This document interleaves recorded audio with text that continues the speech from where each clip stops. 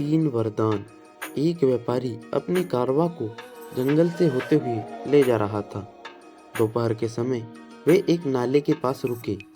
जब उसके कर्मचारी पार्टी के लिए दोपहर का खाना बनाने में व्यस्त थे, व्यापारी इत्मीनान से टहलता हुआ आगे बढ़ा और एक पेड़ के नीचे बैठ गया। उपयोगी लकड़ी की तलाश में निकले लकड़हारों के एक गिरोह ने पेड़ को देखा और उसे काटने का निर्णय लिया।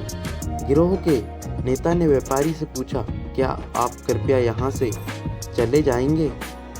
तुम कौन होते हो मुझे आदेश देने वाले? क्या तुम जानते हो कि तुम किससे बात कर रहे हो? व्यापारी ने उन्हें डांटा।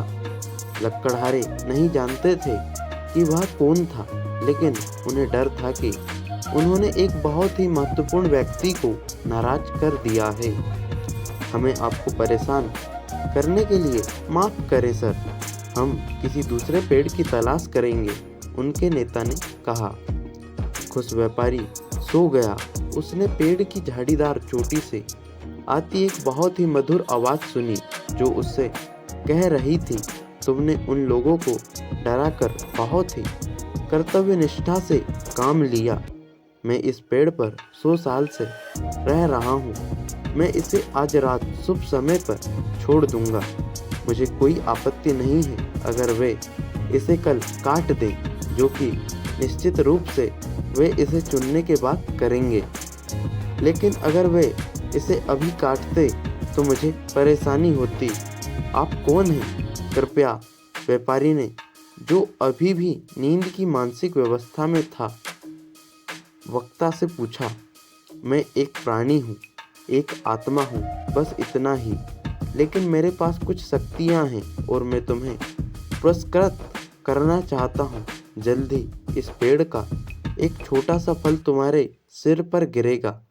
सूर्यास्त से लेकर आधी रात के बीच का समय शुभ होता है। फल को अपने हथेलियों में पकड़ो, अपना माथा उस पर रखो और पुरस्कार मांगो। तुम्हारे पास 2 विकल्प हैं। तुम विद्या मांग सकते हो जो तुम्हें तुमसे ज़्यादा बुद्धिमान बनाएगी, यानी तुम ईश्वर में ज़्यादा आस्था विकसित करोगे, जो बदले में तुम्हें शांति देगी। वैकल्पिक रूप से तुम अविद्या चुन सकते हो, जो ठोस लाभ के लिए किसी भी 3 इच्छाओं को पूरा करेगी। आवाज़ बंद हो गई और व्यापारी जाग गया। अचानक एक छोटा सा फल उसके सिर पर गिरा और उछलकर उसकी गोद में आ गया। उसने उसे उठाया और इनाम पाने की उम्मीद में खुश हो गया। उसका मैनेजर उसे यह बताने आया कि लंच तैयार है। उसने फल जेब में रख लिया। कुछ देर आराम करने के बाद वे फिर चल पड़े। सूर्यास्त के तुरंत बाद व्यापारी घर पहुंच गया। उन्होंने रात का पहला पहर बीतने दिया। जब परिवार के सभी सदस्य भोजन के बाद सोने चले गए तो उन्होंने रहस्यमय ढंग से मुस्कुराते हुए अपनी पत्नी को वह कीमती फल दिखाया और बताया कि इससे उन्हें कितना लाभ होने वाला है। आप क्या चुनना चाहते हैं? महिला ने पूछा। मैं अधिक बुद्धिमान बनना चाहूँगा। क्या बकवास कर रहे हो? महिला ने कहा। क्या तुम 100 गांवों के इलाके में सबसे सफल व्यापारी नहीं हो? क्या कोई मूर्ख ऐसा मुकाम हासिल कर सकता है? तुम्हारे पास पर्याप्त बुद्धि है। ऐसी बातें और अधिक बोझ बनाएंगी। चलो कुछ ठोस चीज लेते हैं, महिला ने सलाह दी। उदाहरण के लिए, इतने सालों से मैं अपनी और तुम्हारी नाक के अजीबोगरीब आकार पर पछताती रही हूँ। मैंने लोगों को हमारी नाक की खासियत के बारे में बात करते सुना है। चूँकि हम 3 वरदान मांग सकते हैं, तो सबसे पहले हमें सुंदर नाक चाहिए, महिला ने सुझाव दिया। व्यापारी ने फल को अपनी हथेलियों में पकड़ लिया। उसे छूने के लिए अपना सिर नीचे लाया और बुदबुदाया, चलो सुंदर नाक बनाते हैं। अफसोस, नाकें सभी सुंदर उनके विभिन्न अंगों पर उग आई। 4-4 नाकें उनके माथे पर सजी थी दो नाके उनके गालों पर, 1 दर्जन नाके उनकी पीठ पर और इसी तरह आगे भी।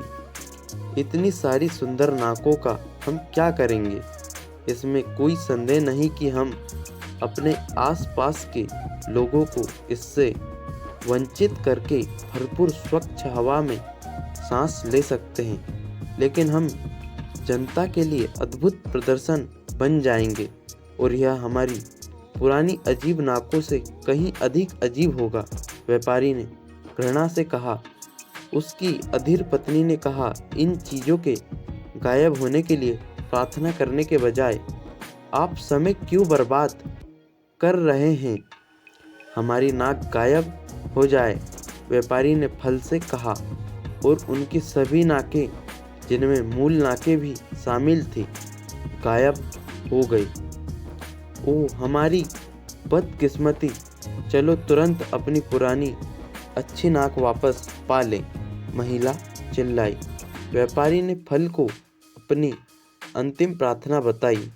बेशक उन्हें अपनी पुरानी नाक वापस मिल गई थी, जिससे उन्होंने आह भरी एक साथ राहत और निराशा की सांस ली। इस कहानी के कई संस्करणों में से यह स्वामी विवेकानंद द्वारा सुनाई गई कहानी के सबसे करीब है। इसका महत्व गहरा है। बिना ज्ञान के चुनाव की स्वतंत्रता पूरी तरह से निरर्थक है। दोस्तों, वीडियो को अंत तक देखने के लिए धन्यवाद। वीडियो अच्छी लगी हो तो वीडियो को लाइक करें, चैनल को सब्सक्राइब करें। Thanks for watching.